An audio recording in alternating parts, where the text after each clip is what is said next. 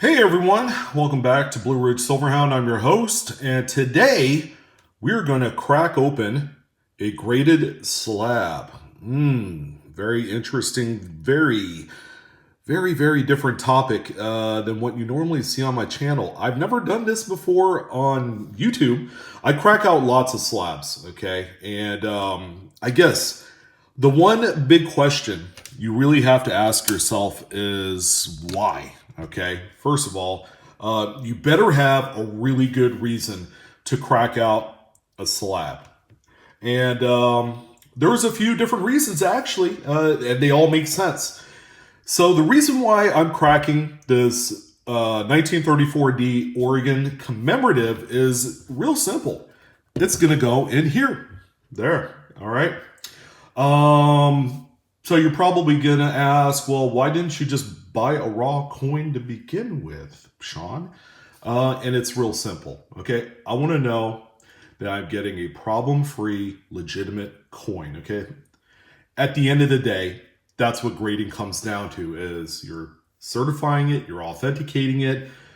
As a bonus, I guess, you do get a nice handy numerical grade on there, but you want to make sure it's the real deal. And you want to make sure that it is market acceptable. Okay, clean coins sell for quite a bit less than one that is problem free. All right, so it's going to go in this US type album, and I actually already have one in here. All right, so that's an Oregon as well. That one has seen a little bit of wear. It's probably like an XF condition coin, but that's part of the mystique of doing this, is that you are cracking open coins that you know is market acceptable and will be an easy sell once you decide that that time has come to liquidate your collection.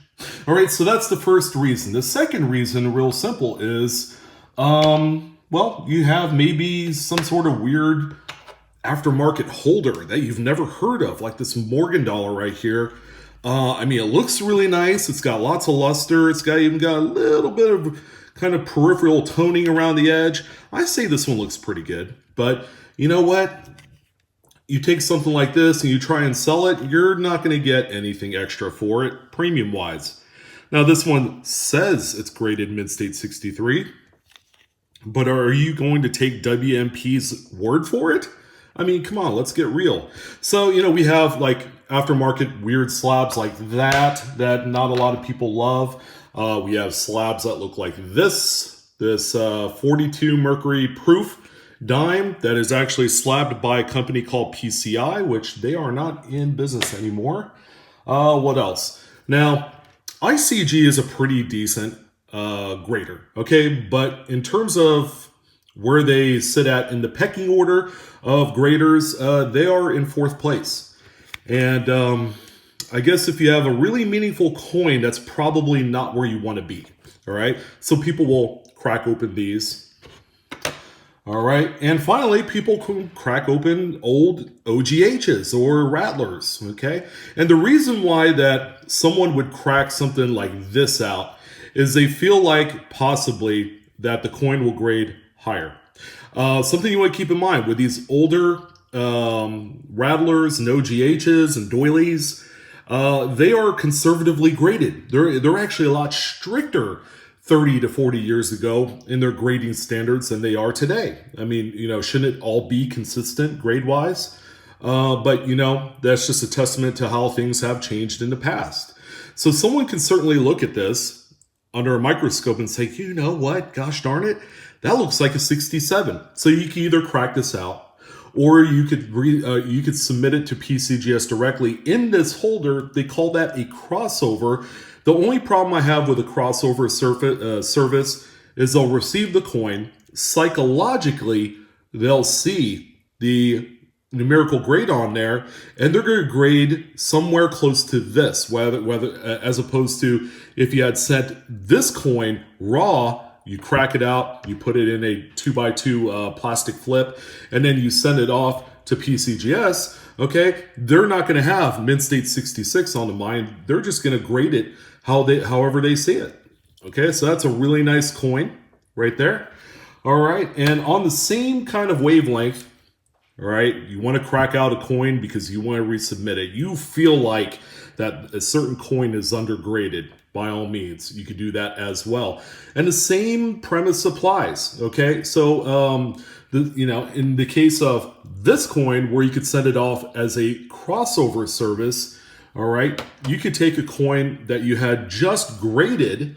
This one is actually in the newest generation holder with the the QR code.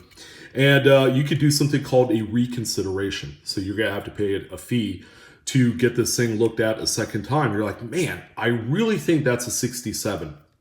Resend it and then see what they say. Okay, I'm not a big fan of reconsideration. There's not a whole lot of big success stories revolving around reconsideration, but I do like crossover, okay? Especially when you're crossing over an old slabbed coin from 30 to 40 years ago, and hoping that you get even a half-point grade bump will actually make a huge difference in the value of your coin.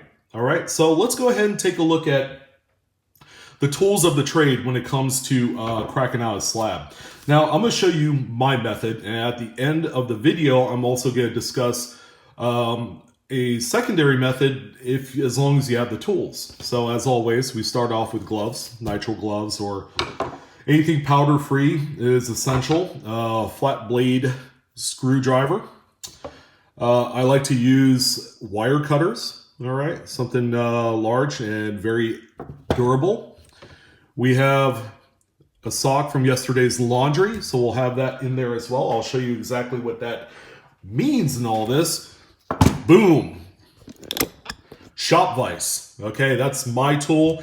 This particular one right here is used specifically for cracking out slabs. That's why it's not mounted onto a workbench or anything. So I have this one. It's a relatively smaller model, but it does the job. All right, so we're going to go ahead and, whoop, this thing was sneaking around, but we're going to go ahead and crack this puppy open. So let's go ahead and check it out. Okay, so here we are. We are about to do Operation 1934D Oregon. I think we are good to go there. What do you guys think? I lost my train of thought. I was going to do something witty, and it just didn't work. All right, so what I like to do, and what we're trying to achieve here is that these things are generally glued together. Okay, so you have a top piece and the bottom piece, and you have the insert right here that is generally some sort of inert silicone that holds the coin. So if you guys are going to ask, well, Sean, aren't you worried about the coin falling out and, potentially getting damaged? No, not at all. Because what we're trying to do is simply pop the seam a little bit here, and the rest is, pretty easy. All right.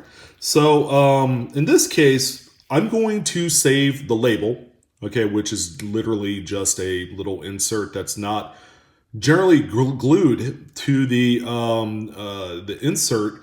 So I'll save that, and what I'll do is I'll tape it into the inside cover of my album for reference. All right, so that's why I do that. So what I like to do, and the reason why I have this guy right here, is I'm gonna go ahead and cut the corners a little bit. Let's see, we're gonna have a piece fly around here, so wear safety glasses. Ooh, that was a good one. All right, and the reason why I do that is when you go to put this in the vise, like so, all right, and it begins to squeeze, you don't want to squeeze it too much. You want to do just enough to pop open the seam, whether it starts here, or here, or here, and that should do really well. All right, so I'm gonna go ahead and do this corner and probably one of these corners, or better yet, I'll just do this corner right here. As long as I don't damage the label, I want to keep that as intact as possible, but there you go. And I'm going to have to find those pieces later on, right? Before the wife does. She'll know exactly what I had going on, so that's okay. All right, so we have that. Enter the sock. And we're going to go ahead and put this in said sock.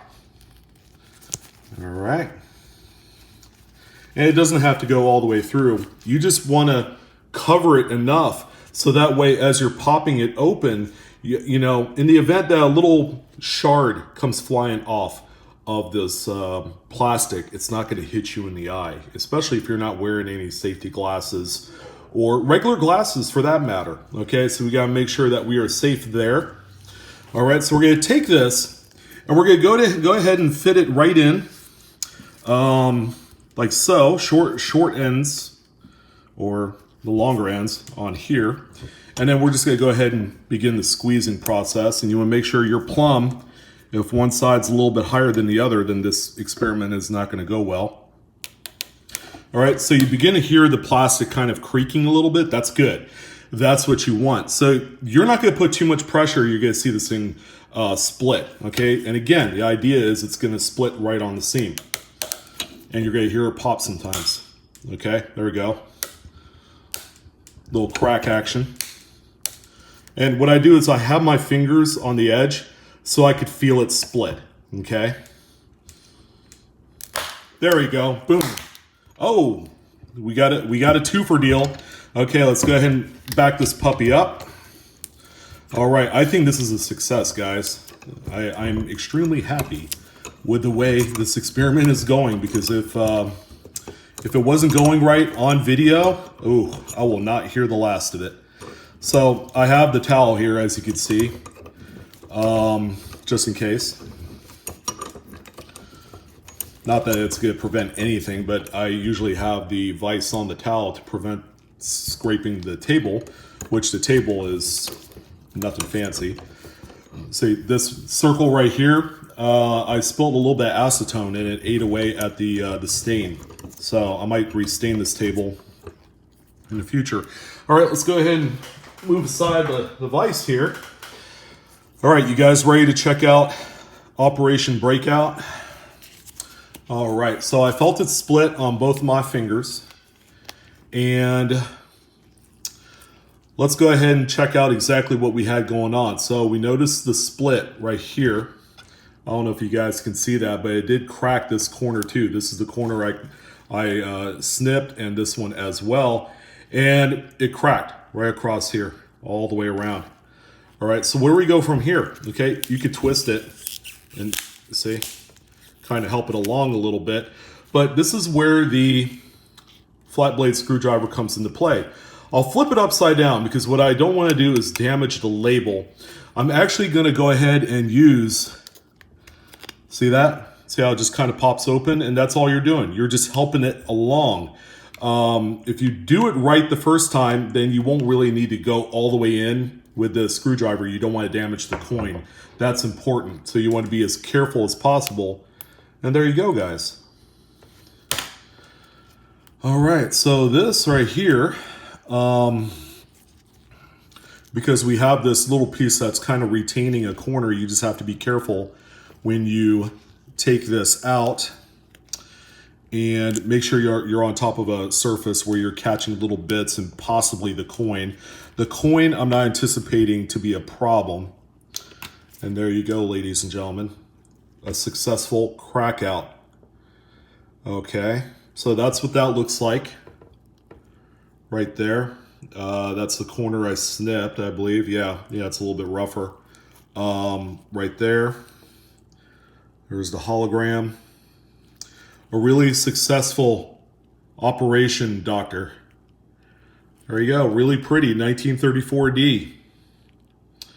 And it couldn't be any more simpler than that. So I had mentioned toward the beginning of my video that there is a second way that you could do this that is just as efficient.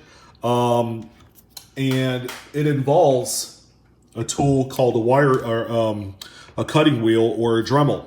All right, so in this case, you know how I had the shop vise? You would either use a sock just to kind of hold it like so in the vise so that way you have an exposed edge, and just really work the cutting wheel right on the seam on one side. And then you would probably do maybe an adjacent side as well, and then just go ahead and use the flat blade screwdriver to pop it open all the way. But I've heard of a bunch of other methods. Some of them are just downright horror stories of, oh yeah, just put in a sock and smack it on the concrete. No, I would never do that. even though you might get the results you're looking for, you're really jeopardizing damaging the coin. And that is no bueno, ladies and gentlemen. That'll make for a bad day, especially a coin of extraordinary value. So yeah, that was a lot of fun. Hopefully you guys got a little bit of a safe kind of tutorial on how to do this. It really is easy. The coin, just push on it, pops right out. All right, but you want to make sure, because you're applying pressure to the middle of the coin, you want to ensure that you're wearing something protective, that you don't get fingerprints on either face of the coin. That will tone over time. It doesn't matter what composition it is. This is silver, so it's going to look really bad if you just got finished eating chicken wings and all you did was lick your fingers. You're like, pop that sucker open, and now you have some garlic butter sauce on there or something. I don't know. I haven't eaten lunch yet, in case you haven't figured it out. But anyways, that was a lot of fun. And that's how you crack out a slab. We also talked about why you would crack it out. There's a couple common sense ideas. Usually these coins are bought already slabbed, and it helps justification for cracking it out. I'm not a big fan of sending coins out to be graded, for the mere formality of trying to get the highest grade possible. And you're like, it didn't quite work out so well, so I'm gonna go ahead and crack it out and resubmit it. You're just gonna be pissing away serious money doing that. So don't do that. Unless it's your thing, unless you have endless amounts of money. So one thing I did notice, because this is the first time I've cracked out an original holdered annex slab, is that this is a sticker. Go figure. So what I'll do is I'll cut it right along here and save this entire piece. And and I'll fix it to the inside page of my album. You'll get to see that as I progress through it. I want to thank you guys for joining in on this fantastically stimulating video. The crackout game is real, ladies and gentlemen. Just make sure you do it safely, and you'll be okay. All right. So I want to thank you guys for joining. I'm your host, Sean, with Blue Ridge Silverhound. Like, share, subscribe, hit that bell for instant notifications. And as always, Coinaholics, we are discovering together. I will see you next time for the next big coin video. You guys take care now.